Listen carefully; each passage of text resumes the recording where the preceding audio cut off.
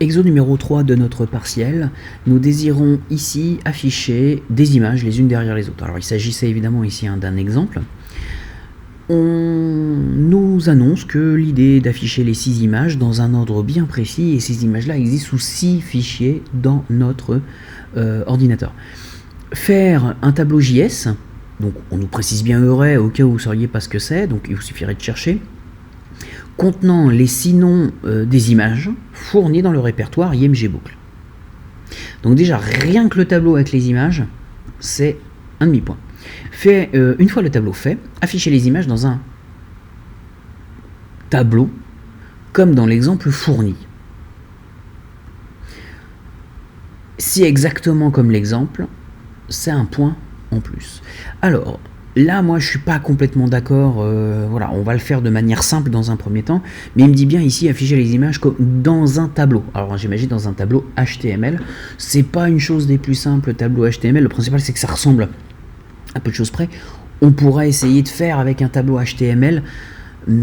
C'est pas le plus aisé, on va dire. Et pour un point, ça vaut pas véritablement la peine de s'embêter trop avec ça. En tout cas, enfin pour une partie d'un point, parce qu'il y a quand même beaucoup de choses dans ma ligne. En tout cas, c'est parti, on me demande de faire un tableau JS avec les 6 images. Je vais dans mon code et je vais créer une nouvelle variable. Variable Bobs prend pour valeur et je vais l'instancier tout de suite avec un tableau. Alors en mettant en valeur, on va mettre des crochets et on va mettre tout simplement pas le chemin entier des images, mais les images elles-mêmes. Alors les images elles sont où ? Déjà si j'ouvre,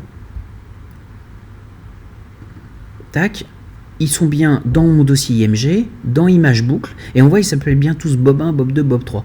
Donc moi je vais juste prendre ça, le Bob 1, j'ai pas besoin du chemin entier parce qu'on voit que le chemin c'est le même pour tous. C'est bien dans le dossier IMG, sous dossier IMG boucle. Donc je vais juste mettre Bob 1, virgule Bob 2, virgule, je vais changer après, Bob 3, Bob 4, Bob 5 et Bob 6. Je change évidemment juste les noms de mes chemins, de mes images en fait. Je mets simplement le nom de mes images. 5 et 6. Et c'est fait. Donc rien que là, ça y est, c'est fait. J'ai un demi-point. C'est le premier point. Maintenant, une fois le tableau fait, afficher les images. Bon, moi c'est ça qui m'intéresse, afficher les images. Eh bien, on va afficher les images. Comment ? On va afficher les images une par une. Alors pour afficher les images, on va déjà afficher les textes. Ce sera beaucoup plus simple. Et on va les afficher où ? On va les afficher dans une zone. Alors la zone, elle est là, un résultat, et puis je vois zone résulte image. Donc c'est bien dans zone résulte image que je vais devoir mettre ici mes IMG. Donc je vais créer une nouvelle variable. Zone résulte image, prend pour valeur document.query selector, j'ouvre les parenthèses, j'ouvre les guillemets, dièse, zone résulte image. Petite chose quand même, on refait un point qui est important, et là j'ai réutilisé pour des raisons très simples, j'ai réutilisé le même nom pour la variable que l'ID de l'objet que je pointe, mais je peux l'appeler comme je veux. Nous ne sommes pas obligés d'avoir le même nom ici et là. Et ce qui fait la relation entre les deux, c'est cette commande-là qui fait la relation avec les deux. C'est vraiment le fait d'avoir mis ici le bon ID qui va aller chercher cet objet-là. C'est pas parce que j'ai appelé ma variable exactement pareil. J'ai appelé exactement pareil pour pouvoir m'y retrouver à terme. Pour savoir que quand je vois cette variable-là, je sais que ça parle de l'objet de cet ID. Et maintenant, je veux parcourir, je veux insérer des éléments là-dedans. Et j'ai envie de les insérer un par un. L'idée, ne le faites pas, mais il faudrait écrire ceci. Zone résulte image, iner HTML, prend pour valeur, et il faudrait marquer Bobs, et je veux la cellule 0 pour commencer. Et puis, il me faudrait ensuite la cellule 1, et puis ensuite la cellule 2, etc., etc., etc. Et ça, c'est un petit peu gênant, ça, parce que, effectivement, j'ai 6 Bob, déjà, ça me gonfle de faire les 6, mais imaginez que j'en ai 350 000, c'est ingérable. Donc non, l'idée est bonne, mais elle n'est pas réalisable. Non, il faudrait parcourir en quelques lignes l'ensemble du tableau. Et c'est là qu'intervient la boucle. for i égale 0, i est inférieur à la taille du tableau, bobs.length. Donc ici, je récupère le tableau et je demande length pour avoir le nombre d'éléments. 1, 2, 3, 4, 5, 6. Il me dira qu'il y en a bien 6. Donc je vais aller de 0 jusqu'à ce que i soit, tant que i est inférieur strictement à bob.length. Donc il va commencer à 0, puis ensuite 1, puis ensuite 2, puis ensuite 3, puis ensuite 4, puis ensuite 5. Et va s'arrêter là. Parce qu'en passant ensuite à 6, il n'est plus inférieur strictement à 6. 6 n'est pas inférieur à 6, il est strictement égal. Donc, en mettant inférieur à bob.length, je vais faire une boucle qui va parcourir de 0 jusqu'à 5 inclus. 6 exclus. Point virgule, i plus plus. Alors i plus plus, ça veut dire quoi? Ça veut dire exactement que i est égal à i plus 1. Ça, on l'a vu en cours, le i est égal à i plus 1. Ça veut dire quoi? Ça veut dire que i va prendre pour valeur lui-même plus 1. Comme il commence à 0, ensuite on va aller faire 0 plus 1. Et donc i va prendre pour valeur 1. Une fois qu'il aura pris une valeur 1, on va faire i est égal à i plus 1. Donc, i va prendre pour valeur 1 plus 1. Il va passer à 2, puis ensuite à 3, puis ensuite à 4. Alors on peut l'écrire comme ça, comme on peut l'écrire i plus plus. Ça revient exactement au même que i est égal à i plus 1. C'est un peu comme l'exemple de l'exercice précédent où on avait réalisé zone histoire.inner.html plus égale message. Ça revient au même que le truc au-dessus. Il y a des petits raccourcis. Je peux le laisser comme ça pour le moment. Et pouf, j'ouvre mes parenthèses. Alors là, vraiment, on est vraiment sur le parcours de tableau qui est standard. C'est-à-dire que ce que je sélectionne ici, il est toujours existant. C'est moitié, vous pourriez le mettre de côté, c'est toujours la même chose. La seule chose qui va changer, c'est le nom du tableau. Mais on va toujours utiliser i par convention. On va toujours commencer à 0 pour les tableaux. Et on ira toujours jusqu'à la taille du tableau et on fera toujours plus 1.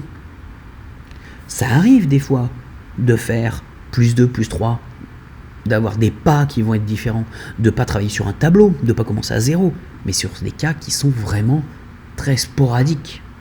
Donc, gardez ces éléments-là vraiment de côté pour les ressortir en cas de besoin. Et ici, je n'ai plus qu'à faire zone résulte image .inner.html, comme tout à l'heure, plus égal Bob, et au lieu de mettre Bob 0, 1, 2, 3, qu'est-ce qui passe automatiquement de 0 à 1, à 2, à 3? C'est i. Je valide, j'actualise. Alors j'ai l'exercice 2 qui... Voilà, et on voit bien que ça m'affiche bob1.jpg, bob2.jpg, bob3.jpg, bob4.jpg, etc., etc., etc. Ok. Sauf que ça ne me suffit pas, il faut que j'affiche les images. Allez, on va y aller tranquillement, tranquillement, tranquillement. Mais déjà, autre chose qui me dérange, c'est que dans le tableau, je n'ai que l'image elle-même, ce qui différencie à chaque fois le nom du fichier. Or, on sait très bien que pour une image, on doit aller chercher le chemin complet. Je dois aller chercher mon image dans img, img boucle. Et bien, écrivons-le. Rien ne m'empêche d'écrire, comme c'est du texte, je vais le mettre entre guillemets, img / img _boucle. Je sais pas s'il y a un. J'ai oublié s'il y avait un. Non. Il n'y a pas de ça. Et ensuite, un petit plus.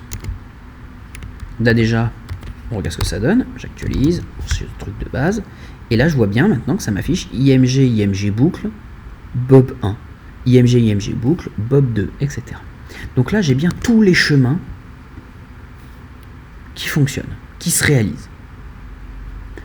Ok. C'est acté, c'est fait.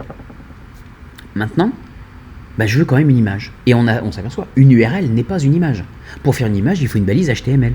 Mais inner.html permet de souffler, d'impulser, de pousser tout le code HTML qu'on veut. Et le code HTML, c'est quoi? C'est une simple balise HTML. Une simple balise IMG. Donc, dans mon code ici, dans mon texte, je vais faire chevron, IMG, SRC, j'écris tout mon code. Alors par contre, il y a juste avoir un problème. c'est que si je mets src guillemets, eh ben on s'aperçoit que ce guillemet va fermer celui-ci. Or, non, j'ai envie qu'il ferme celui-là. Enfin, je veux dire, celui-là, le premier et le dernier soient ensemble, et que celui-là n'y soit pas. Alors, il y a deux solutions possibles. Soit vous réalisez un anti-slash devant le guillemet qui va permettre à dire à l'ordinateur, attention, ça tu dois pas le considérer comme étant le guillemet qui ferme la chaîne de caractères, mais un guillemet à l'intérieur du texte. Ou alors, ne pas passer par des guillemets, mais passer par des doubles cotes, mais passer par des simples cotes. Et là, si je mets une simple cote, ça fonctionne. Donc je vais mettre une simple cote et voilà mon chemin. Plus mon image. Mais j'ai pas terminé. Il faut que je rajoute la fin de la balise. Plus la fin de la balise. Alors la fin de la balise, je mets ma fin de balise, et puis attention, si j'ouvre un guillemet, il faut que je pense à le fermer. Donc ici, ça va prendre Bob qui contient l'URL, et c'est comme si cette partie-là, ici, c'était le nom du fichier. Là, essayez d'imaginer dans votre tête, essayez de remplacer ça par le nom du fichier, bob1.jpg. Eh bien, on a une belle balise IMG classique. src est égal à, j'ouvre les guillemets, img boucle, slash, bob1.jpg, et je ferme le guillemet. Et puis rien ne m'empêche après de rajouter les alternatives des classes ou des choses. Maintenant, j'actualise. Et mes images s'affichent. Alors, j'ai une petite problématique ici d'image.